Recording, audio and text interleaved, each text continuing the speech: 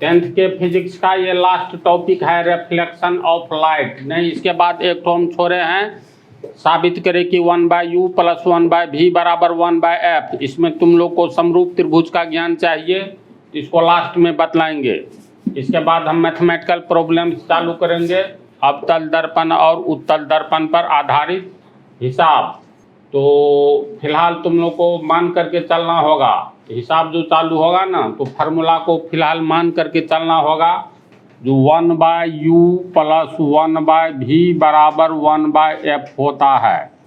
कैसे होता है तो अभी समरूप त्रिभुज नहीं पढ़े हो, इसलिए इसको समझना कठिन है। तो पाठ 34 में बतलाएंगे, कुछ समय के बाद जब समरूप त्रिभुज पढ़ लोगे तो मैथमेटिकल प्रॉब्लम्स स्टार्ट करना है। इसको फिलहाल लास्ट टॉपिक मान करके चलो।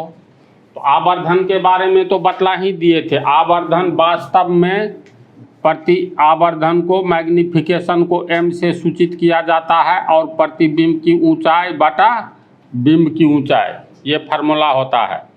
किसको कहते हैं आवर्धन, पिछले पार्ट में बतला दिए हैं ना। तो m बराबर होता है तुमको h1/h, फिर ये होता है -v/u। अब ये कैसे होता है ये भी उसी में साबित हो जाएगा, 1/u प्लस 1/v बराबर 1/f में। तो इतना, हाँ, -v/u। अब देखो यहाँ पर कौन क्या क्या है, जहाँ m हो गया मैग्निफिकेशन, इसका हिंदी हो गया आवर्धन। इसके बाद h1 हो गया प्रतिबिंब की ऊंचाई, हाँ, प्रतिबिंब की ऊंचाई। इसके बाद सिर्फ h हुआ बिंब की ऊंचाई, ऑब्जेक्ट की ऊंचाई। u क्या हुआ, u हो गया, u हुआ ध्रुव से बिंब की दूरी को u कहते हैं, बतलाए थे ना। कोई भी दूरी दर्पण के ध्रुव से पोल से मापी जाती है, तो ये हुआ पोल से बिंब की दूरी, और v हो गया पोल से प्रतिबिंब की दूरी। इसको तू लोग फार्मूला समझ करके रख लेना, h1/h बराबर -v/u।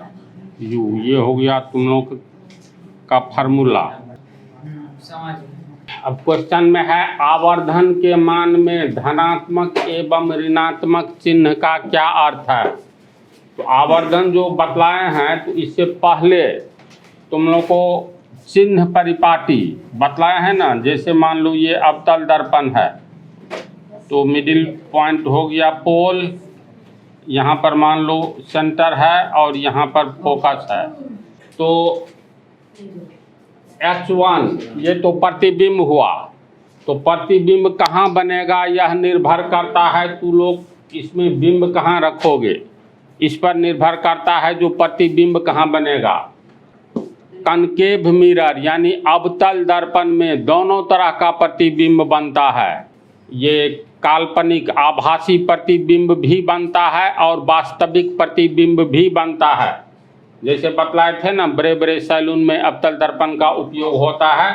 पोल और फोकस के बीच जब ये कोई बिंब को रखेंगे तो प्रतिबिंब कैसा बनेगा, दर्पण के पीछे बड़ा और स्पष्ट बनेगा, और ये काल्पनिक प्रतिबिंब आभासी प्रतिबिंब बनेगा। आभासी प्रतिबिंब हमेशा सीधा होता है। तो आभासी प्रतिबिंब जो बनता है तो ये प्रिंसिपल एक्सिस के ऊपर ही बनता है। ये प्रिंसिपल एक्सिस ये P और C से गुजरने वाला हो गया प्रिंसिपल एक्सिस। अगर हम लोग इसको भी पीछे की ओर बढ़ाए, चलो इसको AB मान ले, तो AB क्या हो गया, प्रिंसिपल एक्सिस हुआ। तो प्रायः हम लोग बिंब को प्रिंसिपल एक्सिस पर ही कहीं रखते हैं। तो प्रिंसिपल एक्सिस से ऊपर की ओर मापी गई दूरी धनात्मक होता है, ये भी बतलाए थे। और प्रिंसिपल एक्सिस से नीचे की दूरी ऋणात्मक होता है। तो जब हम लोग बिंब को ही प्रिंसिपल एक्सिस के ऊपर में रखेंगे तो दो तरह की बात होगी। हमेशा बिंब को प्रिंसिपल एक्सिस मुख्य अक्ष के ऊपर रखेंगे तो बिंब की ऊंचाई हमेशा धनात्मक होगी। जब ऊपर रहेगा तब तो धनात्मक ही होगी। तब प्रतिबिंब की ऊंचाई, बिंब को कहाँ रखेंगे? बिंब को अगर मान लो हम लोग पोल और फोकस के बीच में कनकेव मिरर में रखते हैं तो ऐसी स्थिति में आभासी प्रतिबिंब बनता है न जी। तो आभासी प्रतिबिंब देखो तो ये भी तो प्रिंसिपल एक्सिस के ऊपर ही बन रहा है, और जो भी वास्तविक प्रतिबिंब है, रियल इमेज, हमेशा प्रिंसिपल एक्सिस के नीचे बनता है। ये बात याद रह जाएगी।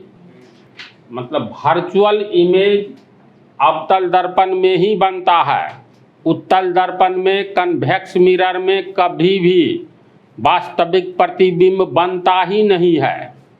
टोटल काल्पनिक प्रतिबिंब बनता है। वर्चुअल इमेज हमेशा सीधा होता है और प्रिंसिपल एक्सिस के ऊपर ही बनता है। तो जैसे ये अगर ए बी लिए, इसका प्रतिबिंब ए डैश बी डैश बना, तो यहाँ पर ये ध्यान दो, एम आवर्धन बराबर हो गया, एम बराबर हो जाएगा h1 बटा h, यानी प्रतिबिंब की ऊंचाई बटा बिंब की ऊंचाई। प्रतिबिंब मान लो 12 सेंटीमीटर का है, बिंब 8 सेंटीमीटर का है, तो यहाँ पर हम लोग क्या लिखेंगे?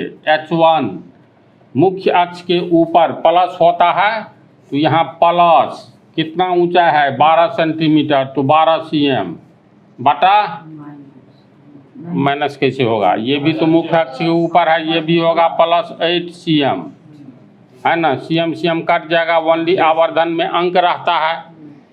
तो ये याद रखना है, वर्चुअल इमेज यानी आभासी प्रतिबिंब या काल्पनिक प्रतिबिंब हमेशा मुख्य अक्ष के ऊपर ही बनेगा। दर्पण चाहे कनकेव हो, अवतल हो या कन्वेक्स हो यानी उत्तल हो। उत्तल दर्पण में तो तुम लोग को बतलाया ही है, जो भी प्रतिबिंब बनता है तमाम प्रतिबिंब काल्पनिक ही बनता है, और काल्पनिक प्रतिबिंब हमेशा सीधा होता है। तो कहीं भी हम लोग ये बिंब रखे उत्तल दर्पण में, कन्वेक्स मिरर में, प्रतिबिंब पोल और फोकस के बीच बनता है। ये सब बतलाया हुआ टॉपिक है। हम लोग पोल से ज्यों-ज्यों अनंत की ओर ले जाएंगे बिंब को, तो उत्तल दर्पण में प्रतिबिंब F फोकस की ओर बढ़ेगा। दर्पण से अगर दूर ले जाएंगे बिंब को तो प्रतिबिंब फोकस की ओर बढ़ेगा, और दूर से अगर दर्पण की ओर लाएंगे तो फोकस से पोल की ओर प्रतिबिंब आएगा, लेकिन सीधा ही बनेगा। जब सीधा बनेगा तो ये बिंब और प्रतिबिंब दोनों हो गया मुख्य प्रिंसिपल एक्सिस के ऊपर, और प्रिंसिपल एक्सिस के ऊपर कोई भी मान प्लस में लेते हैं और नीचे माइनस में लेते हैं। तो आवर्धन के मान में धनात्मक एवं ऋणात्मक चिन्ह का क्या अर्थ है?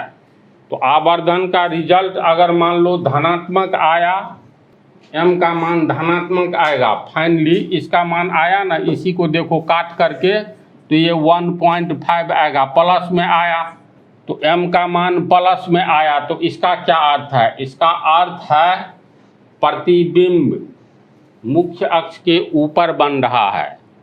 दिमाग में बात आ रही है? प्लस में आने का अर्थ, चूंकि मुख्य अक्ष के ऊपर बिंब तो रहेगा ही, ये भी प्लस में रहेगा, प्रतिबिंब भी प्लस में, अंश और हर जब प्लस में रहेगा तो रिजल्ट भी प्लस में न आएगा, है इसी बात। और m का मान मान लो, m का मान अगर माइनस में आया, अंक जो रहे, तो माइनस में आने का अर्थ ये होता है प्रतिबिंब नीचे में बन रहा है, मुख्य अक्ष के नीचे बन रहा है। अब कहोगे कैसे? तो चलो उसका भी उदाहरण देख लो। मतलब प्लस में आएगा तो मुख्य अक्ष के ऊपर ये प्रतिबिंब बनेगा, यह बात दिमाग में आई? थोड़ा सा और बतलाना होगा।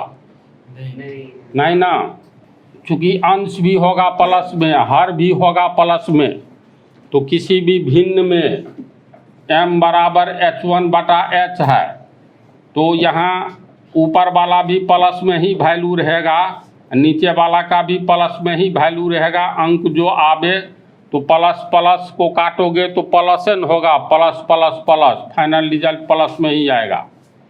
तो इसका अर्थ हुआ ये सब काम हो रहा है प्रिंसिपल एक्सिस के ऊपर में, बिंब भी है और प्रतिबिंब भी बन रहा है। तो प्रतिबिंब ज्यों ही प्रिंसिपल एक्सिस के ऊपर बनेगा तो एक ही स्थिति में प्रिंसिपल एक्सिस के ऊपर में प्रतिबिंब बनता है, जब वह काल्पनिक हो, इमेजिनरी हो, वर्चुअल हो। ऐसी बात होती है ना। देखो इस सबको हम लिखेंगे, पहले समझ लो।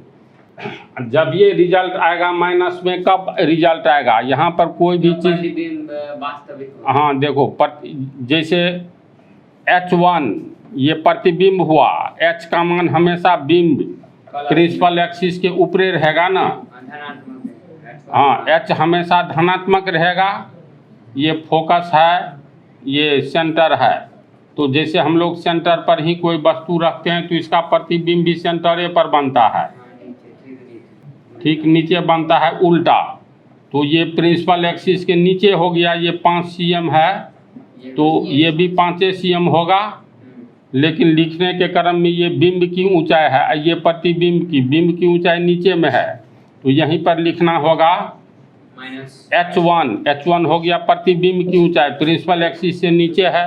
तो यहाँ पर देखो ये H यानी बिंब की ऊंचाई हर के रूप में है नीचे में, तो ये हो गया 5 सेंटीमीटर। प्रतिबिंब देखो प्रिंसिपल एक्सिस के नीचे है, तो यहाँ क्या होगा? प्रिंसिपल एक्सिस के नीचे की दूरी को हम लोग माइनस में मापते हैं, तो यहाँ -5 होगा। अब इसके पीछे कोई चिन्ह नहीं है तो प्लस है। फाइनल रिजल्ट बोलो तो CM कट गया, 5 एकन 5, 5 एकन 5। ये प्लस है, ये माइनस है, तो रिजल्ट में क्या लिखाएगा? माइनस लिखाएगा, तो -1। तो माइनस में M का रिजल्ट आया, इसका क्या अर्थ है? बनने वाला प्रतिबिंब हमेशा वास्तविक होगा। ये ऐसा ऑब्जेक्टिव है जो समझ जाओगे। समझ गया? कहीं भी बनेगा वास्तविक प्रतिबिंब तो याद रखना हमेशा मुख्य अक्ष के नीचे ही बनता है। और जब ये नीचे बनेगा तो बिंब तो एक्चुअली ये प्लस में आएगा, प्रिंसिपल एक्सिस के ऊपर में है, इसमें भाग देंगे माइनस वाला मान से, तो माइनस प्लस। इसको कैसे काटेंगे? तो लोग माइनस प्लस को कैसे काटोगे? जैसे ऊपर में माइनस है, नीचे में प्लस है, इसको काट करके बोलो तो कैसे काटेंगे इसको? माइनस को किससे गुना करेंगे तो प्लस होगा? माइनस से। तो इसको ऐसे काट करके माइनस दे दो तो नीचे का चिन्ह माइनस हो गया। अगर ऊपर में प्लस है, नीचे में माइनस है, तब मान लो ये 5 है, ये 10 है, पहले चिन्ह को काटो। माइनस को किससे गुना करेंगे तो प्लस होगा? तो माइनस को माइनस से, तो माइनस को काट दो और माइनस से गुना करेंगे तो माइनस प्लस, तो ये होगा। वैसे भी रूल है, नीचे में माइनस है, ऊपर नीचे प्लस माइनस को कैसे काटेंगे ये हम जानकारी दिए। तो M का मान अगर माइनस में आ रहा है तो बनने वाला प्रतिबिंब वास्तविक प्रतिबिंब होगा। फाइनल रिजल्ट ये है, इसके बारे में दिमाग में बात आ गई।